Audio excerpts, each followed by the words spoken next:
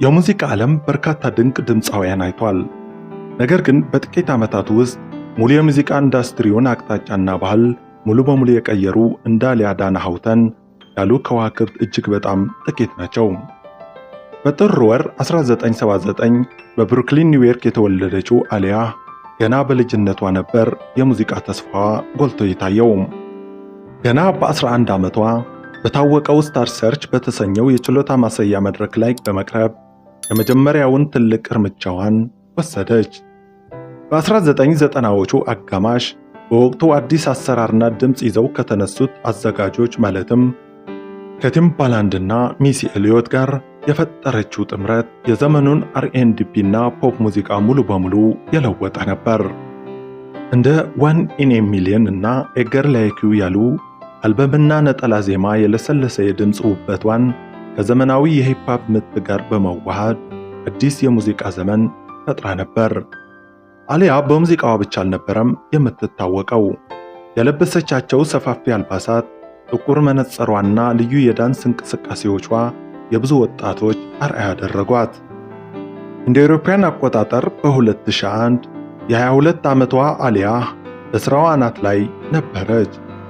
በሆሊውድ የፊልም ዓለም ውስጥም እግሯን አጥብቃ ከታ ነበር። ሮሚዮ መስት ዳይ በተሰኘው ታዋቂ ፊልም ላይ ዋና ገጸ ባህሪ ሆና በመስራትና ለፊልሙ የተሰራውን ትራይ አጌን የተሰኘው ዜማ በመካፈል በቢልቦርድ ሰንጠረዥ አናት ላይ ወጣች።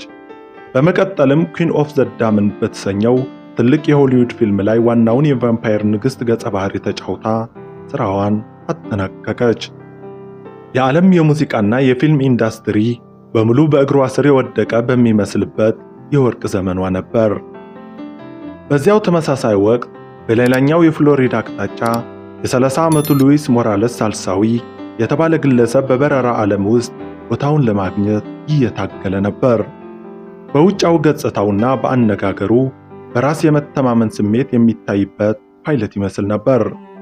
ከጀርባው ግን ስልታው በሆነ ማጭበርበር የተገነባ አደገኛ ታሪክ ነበረው።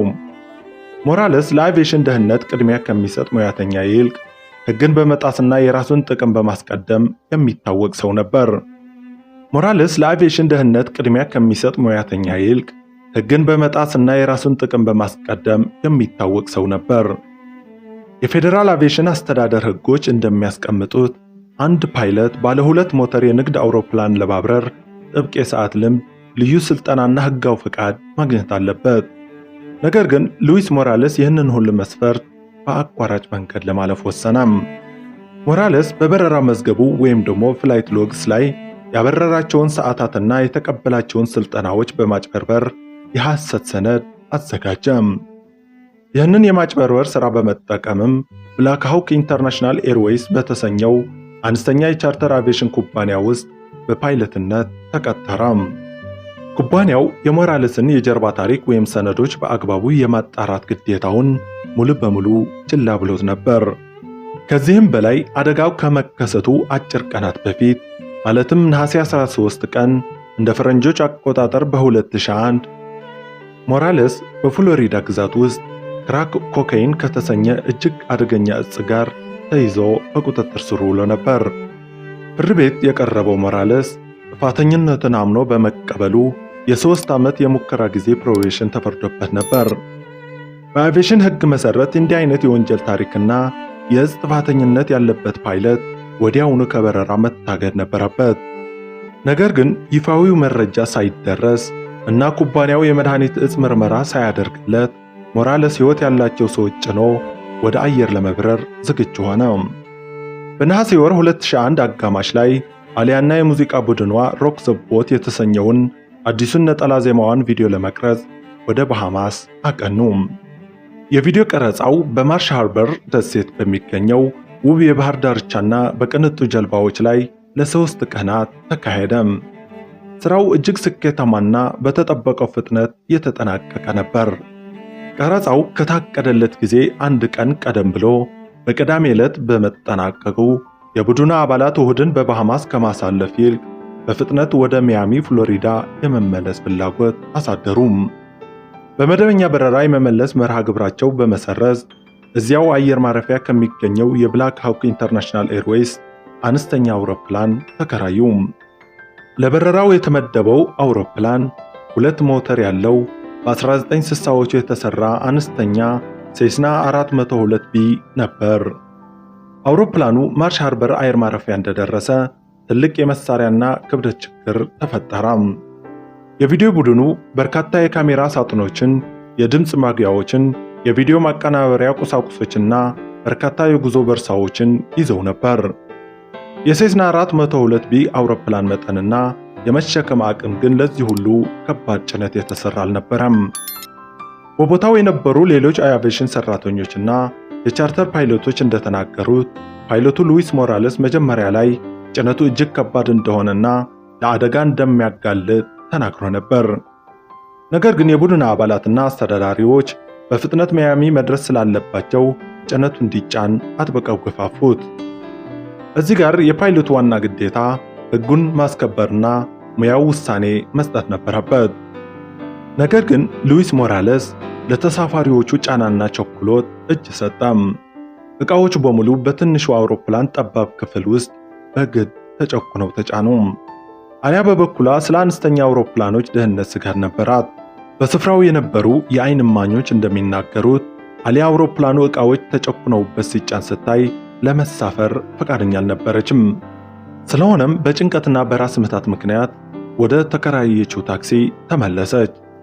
እዚያም እረፍት እንዲሰጣት የታዘዘላትን እንቅልፍ የሚያስይዝ መድኃኒት ከወሰደች በኋላ እንቅልፍ ወሰዳት። ከዚያ በኋላም በመጨረሻ ከተኛችበት ሳትነሳ ከነ እንቅልፏ ተሸክመው ወደ አውሮፕላኑ አስገቧት። ነሐሴ 25 ቀን 2001 እንደ ፈረንጆቹ አቆጣጠር ከቀኑ 6 ሰዓት ከ50 ደቂቃ ገደማ ፀሐይ በባሃማስ ሰማይ ላይ ወደ መጥለቋ እያበራች ነበር። ሴስና 402ቢ አውሮፕላን ሞተሯን አስነስታ ወደ ማስነሻ መንገዱ ራናዌይ አመራች። በአቪዬሽን መርማሪዎች ስሌት መሰረት አውሮፕላኑ በዚያ ቅጽበት በሕግ መሸከም ከሚችለው በላይ በ700 ፓውንድ ወይም ደግሞ 317 ኪሎ ግራም የተጨመረ ጭነት ተጭኖበት ነበር። በተጨማሪም አውሮፕላኑ ፓይሎቱን ጨምሮ ለ7 ሰዎች ብቻ የተፈቀደ ቢሆንም በውስጥ ግን 9 ሰዎች ተሳፍረውበት ነበር። ከሁሉ በላይ አደገኛው ነገር ግን ጭነቱ በሙሉ በአውሮፕላኑ የኋላ ክፍል ላይ በመቀመጡ የአውሮፕላን የበረራ ሚዛን ማዕከል ሙሉ በሙሉ ወደ ኋላ እንዲያዘነብል አደረገው። አውሮፕላኑ በከፍተኛ ፍጥነት በመሮጥ ከመሬት ተነሳም። ነገር ግን ወደ ሰማይ ከፍ ለማለት እንደጀመረ ከባድ የክብደት መዛባት ገጠመው። የአውሮፕላኑ አፍንጫ ወደ ላይ እጅግ በጣም ያዘነበለ ሲሆን ሞተሮቹ አውሮፕላኑን ወደፊት የመግፋት አቅማቸው ተዳከመ። አውሮፕላኑ ከመሬት ጥቂት ሜትሮችን ከፍ እንዳለ ሚዛኑን አጥቶ ወደ ግራ ዘመመም።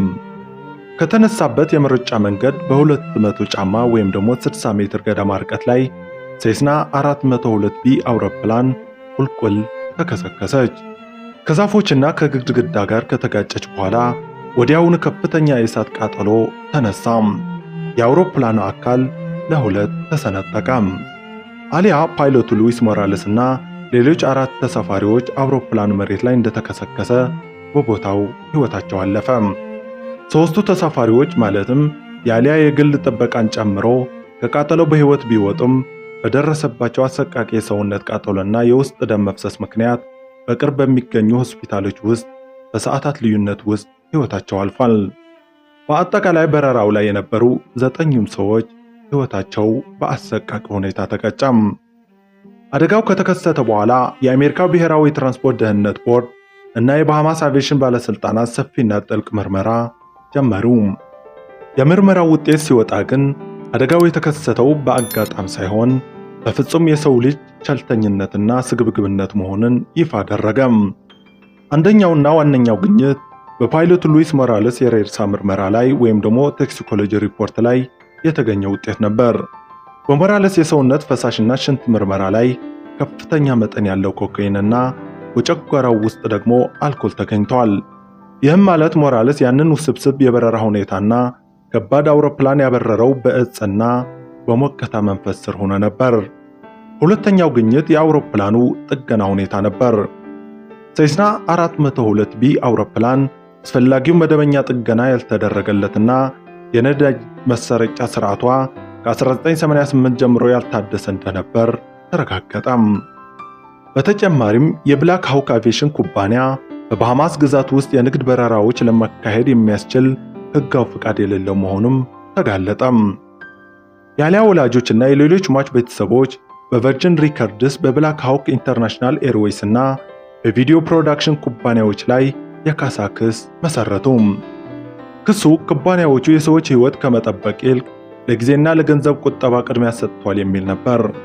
ከረጅም የሕግ ክርክር በኋላ ግን ጉዳዩ በበርካታ ሚሊዮን ዶላሮች የካሳ ስምምነት ከፍርድ ቤት ውጭ ተዘጋም። አሊያ በሞተችበት ወቅት ገና የ22 ዓመት ወጣት ነበረች።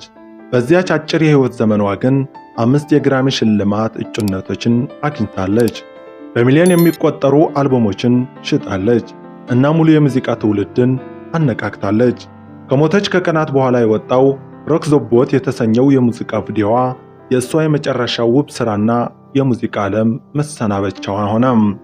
የሉዊስ ሞራሌስ እና የአሊያ ታሪክ የሰዎች ቸልተኝነት፣ የሐሰት ሰነድ ማዘጋጀትና ለአቪዬሽን ሕጎች ንቀት ማሳየት የሚያስከትለውን አሰቃቂና የማይመለስ ዋጋ የሚያስታውስ ጥቁር ታሪክ ገጽ ሆኗል።